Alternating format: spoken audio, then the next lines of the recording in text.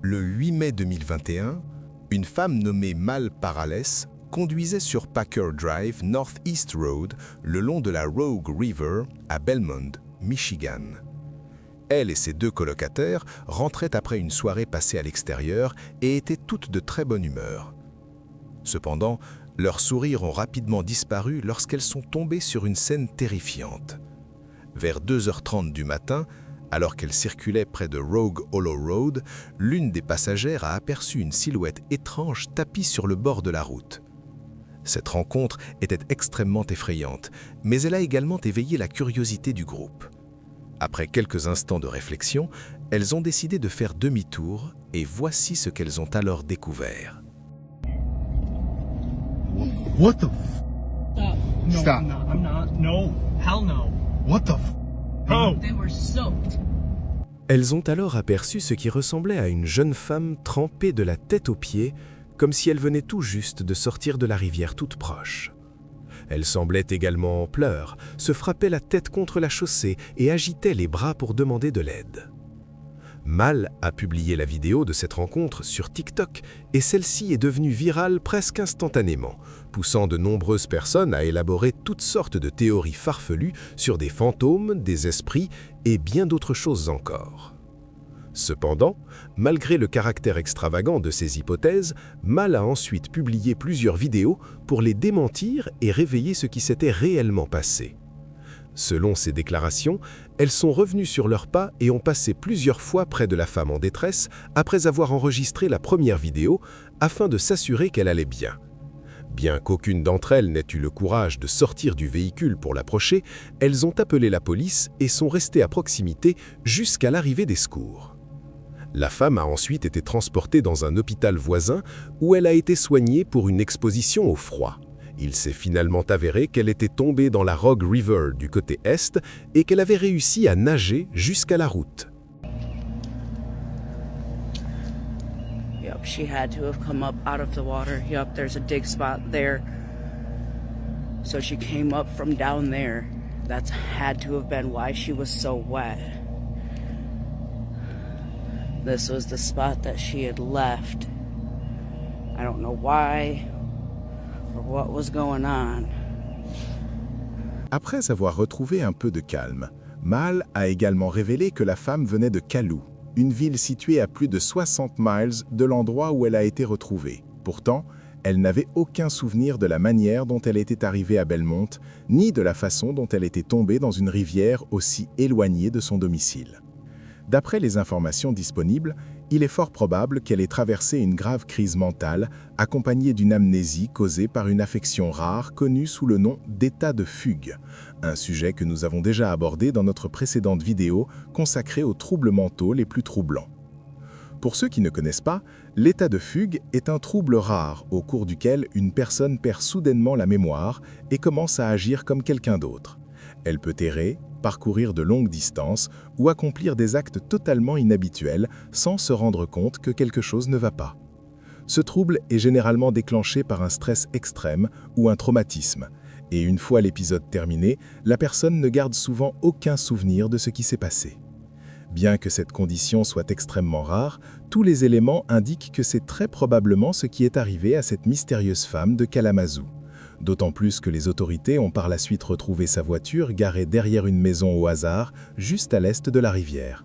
Elle aurait donc conduit elle-même jusqu'à ce quartier sans en avoir le moindre souvenir, ce qui correspond parfaitement aux symptômes connus de l'état de fugue. Mal a également partagé sa vidéo dans un groupe local sur Facebook, espérant trouver plus de réponses sur ce qui s'était passé. Malheureusement, les réponses qu'elle a reçues n'étaient pas aussi utiles qu'elle l'espérait, la plupart des habitants du quartier pensant que les cris et les bruits provenaient simplement d'un animal sauvage, comme un coyote. Cependant, quelques témoignages ont approfondi le mystère. Par exemple, une personne a déclaré l'avoir rencontré plus tôt dans la soirée, affirmant l'avoir vu entre Van Damme et Packer Woods vers 22h15 le vendredi et lui avoir demandé si elle avait besoin d'aide, ce à quoi elle avait répondu non. Une autre personne a mentionné avoir entendu parler d'une femme entrant dans la maison de son voisin, criant « bonjour » 3 fois, puis repartant d'elle-même. Bien que ces éléments renforcent l'hypothèse de l'état de fugue, une question essentielle restait sans réponse. qui était-elle? Mal a essayé de contacter la police et l'hôpital pour obtenir des réponses, mais malgré son insistance, les policiers et le personnel hospitalier ont refusé de révéler son vrai nom. Cela dit, nous disposons d'assez d'informations pour formuler une hypothèse éclairée. D'après tout ce que j'ai pu découvrir, la mystérieuse femme de cette vidéo troublante était très probablement Mei Jo, une Chinoise de 28 ans qui avait disparu de Kalamazoo le 6 mai 2021. Avant sa disparition, elle avait confié à ses amis qu'elle avait l'impression d'être suivie par un harceleur rencontré en ligne. Malheureusement, ce sont les seuls détails publiquement connus sur son cas. Il n'existe aucune information claire pour savoir si ce harceleur était réel ou si elle était simplement submergée par la paranoïa. Dans les deux cas, la peur constante et le stress de se sentir observée l'ont très probablement poussée à tomber dans une forme de l'état de fugue que nous avons évoqué plus tôt. Espérons qu'elle ait reçu l'aide psychologique dont elle avait désespérément besoin et qu'elle soit désormais dans un état mental meilleur qu'à l'époque. Le 3 août 2013, James Deniglio, âgé de 40 ans, a invité une amie de la famille, Christina Anderson, ainsi que ses deux enfants, Ethan, 8 ans, et Anna, 16 ans, à venir chez lui à Boulevard, en Californie. Il affirmait qu'il s'agissait simplement d'une visite d'adieu avant son déménagement au Texas et cette invitation n'avait rien d'inhabituel. James entretenait une relation très proche avec Christina et son mari Brett depuis longtemps. Il était considéré comme un oncle pour les enfants. De plus, Brett étant absent pour un contrat de travail de 3 mois dans le Tennessee, James aidait régulièrement la famille, notamment en conduisant Anna à ses cours de gymnastique et en la ramenant. Cependant, ce qui semblait être une invitation innocente s'est rapidement transformé en cauchemar terrifiant. Tout a commencé le 4 août, lorsque les grands-parents des enfants ont contacté la police après être restés sans nouvelles de Christina toute la journée. Ils ont également informé les autorités que la famille devait se rendre chez James. Lorsque les enquêteurs sont arrivés au domicile de James, la maison était déjà la proie des flammes. Les pompiers sont intervenus en urgence et ont réussi à maîtriser l'incendie. Malheureusement, il était déjà trop tard. À l'intérieur de la maison calcinée, les secours ont découvert les corps de Christina Anderson, de son fils Ethan, ainsi que celui du chien de la famille. Eh bien, que tout cela aurait pu n'être qu'un tragique accident, la réalité s'est révélée bien plus cruelle.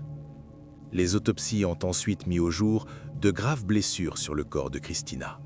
On y a notamment relevé des traces de colliers de serrage en plastique autour de ses chevilles et de ses poignets, des marques de ruban adhésif autour de son cou et de sa bouche, de multiples fractures au bras droit et aux 2 jambes, une entaille au cou, ainsi que des signes d'au moins 12 coups violents à la tête.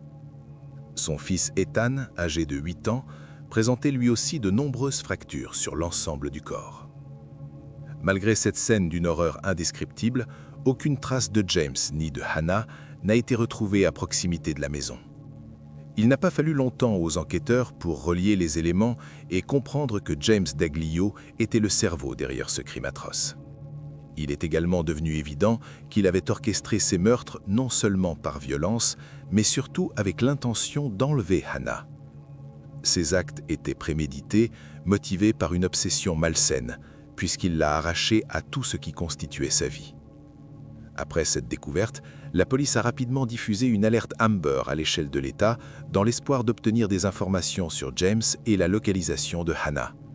Pendant ce temps, les enquêteurs ont également mis la main sur des images de vidéosurveillance montrant James franchissant un poste de contrôle de la patrouille frontalière à Pine Valley vers 22 heures.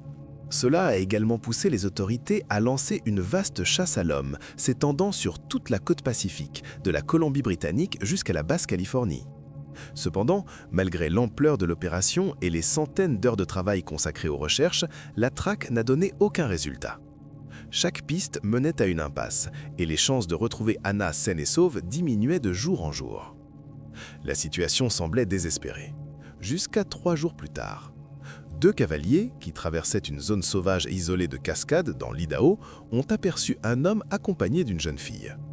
Ayant vu à la télévision les informations concernant la disparition de Hannah, ils ont immédiatement reconnu l'adolescente et son ravisseur. Ils ont signalé cette observation aux autorités qui ont immédiatement lancé des investigations dans la zone. Peu après, les forces de l'ordre ont retrouvé la voiture de James, dont les plaques d'immatriculation avaient été retirées afin d'éviter toute identification. Malgré cela, il a encore fallu 3 jours supplémentaires pour localiser le campement où James se cachait. Le FBI avait alors déployé un avion équipé d'une caméra longue portée sophistiquée, capable de filmer depuis de milliers de mètres d'altitude. Les images que vous voyez proviennent précisément de cet équipement. Ces images ont confirmé sans aucun doute que les autorités avaient retrouvé Hannah, portée disparue.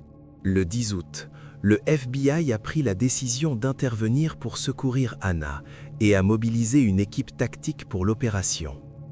Les agents ont surveillé James pendant un certain temps, attendant le moment opportun pour agir. Cependant, il restait constamment près de Hannah, ce qui rendait toute tentative de sauvetage extrêmement risquée.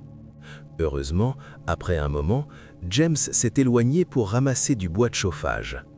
Pendant qu'il était totalement inconscient de ce qui se préparait, Hannah a aperçu un hélicoptère de secours et a commencé à faire des signes pour demander de l'aide. C'était l'occasion parfaite et le FBI ne l'a pas laissé passer. Les agents sont rapidement intervenus et ont mis Hannah en sécurité. En réalisant qu'une opération de sauvetage était en cours, James a sorti l'une des armes qu'il portait et a ouvert le feu sur un agent. L'équipe d'intervention a alors riposté et James a été touché à 6 reprises au niveau de la tête, des bras et du haut du torse. Hannah était enfin en sécurité. Et bien que cette épreuve ait été l'une des expériences les plus terrifiantes qu'une adolescente puisse vivre, Hannah a réussi à se reconstruire complètement. Aujourd'hui âgée de 27 ans, elle vit heureuse avec son mari et leur fils d'1 an à Vancouver, au Canada.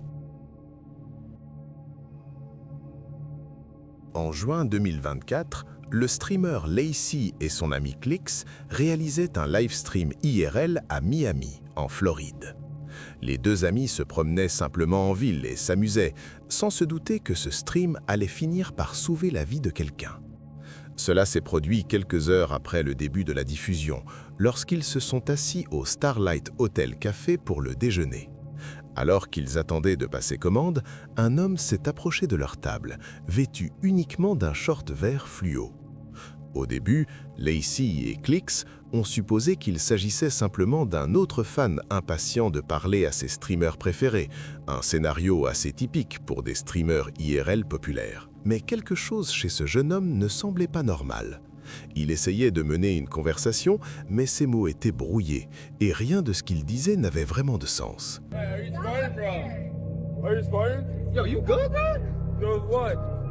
Les streamers ont d'abord pensé qu'il était soit ivre, soit sous l'effet de drogue.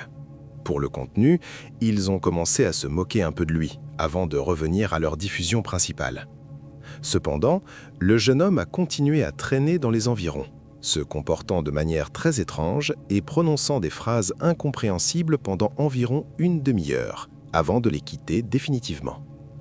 Les streamers ont simplement qualifié cette interaction d'étrange, due à quelqu'un sous l'influence de substances, et ont poursuivi leur stream. Plus tard, Lacey a mis en ligne une version montée de ce stream sur sa chaîne YouTube, et c'est à ce moment-là qu'il a reçu un email qui lui a fait comprendre l'importance de ce qu'il venait de filmer. 2 jours après la publication de cette vidéo, Lacey a reçu un courriel d'un homme nommé Tren qui se disait le frère du jeune homme en short vert. Le message disait « Bonjour, je m'appelle Trent Coleman. Mon petit frère disparu du Michigan est apparu sur le stream de Clix et Lacey à Miami. Il portait un short vert et ils se sont moqués de lui. Il n'est pas sous l'effet d'alcool ou de drogue, il est schizophrène et a 17 ans. Si quelqu'un pouvait me contacter à ce sujet, je lui en serais extrêmement reconnaissant. Il est porté disparu depuis 3 mois et son dossier a été classé comme homicide dans le Michigan. » Dans la plupart des cas, ce genre d'email provient simplement de trolls cherchant à piéger les créateurs. Cependant, après quelques recherches, Lacey a découvert que Trent disait réellement la vérité. Il a alors partagé cette nouvelle évolution sur Twitter, déclarant « Il y a 3 mois, un adolescent de 17 ans a disparu et son dossier a été classé comme homicide. Hier, pendant le stream, il est venu vers moi et Clix. Maintenant, sa famille sait qu'il est vivant et à Miami. Je ne savais pas si je devais rendre cela public, mais j'espère que cela aidera d'une manière ou d'une autre à ce qu'il soit retrouvé pour sa famille. En réponse à son tweet, Lacey a également joint un article apportant des détails supplémentaires sur l'affaire. Apparemment, l'adolescent s'appelait Troy Coleman et il avait disparu de son domicile dans le Michigan en mai 2024. Selon l'article, Troy a été vu pour la dernière fois à Mount Morris Township vers 9h30 le 17 mai. Au cours des 3 mois suivant sa disparition, il aurait réussi à voyager du Michigan jusqu'à Miami sans médicaments, sans argent et sans aucune explication claire sur la manière dont il s'y est rendu.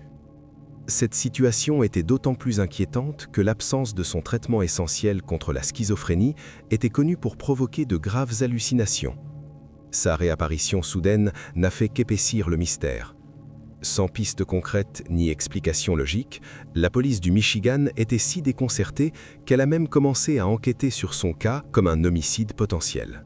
Ainsi, le fait que Troy apparaisse par hasard sur le stream de Lacey et Clix et que son frère soit justement en train de regarder ce live relevait tout simplement du miracle.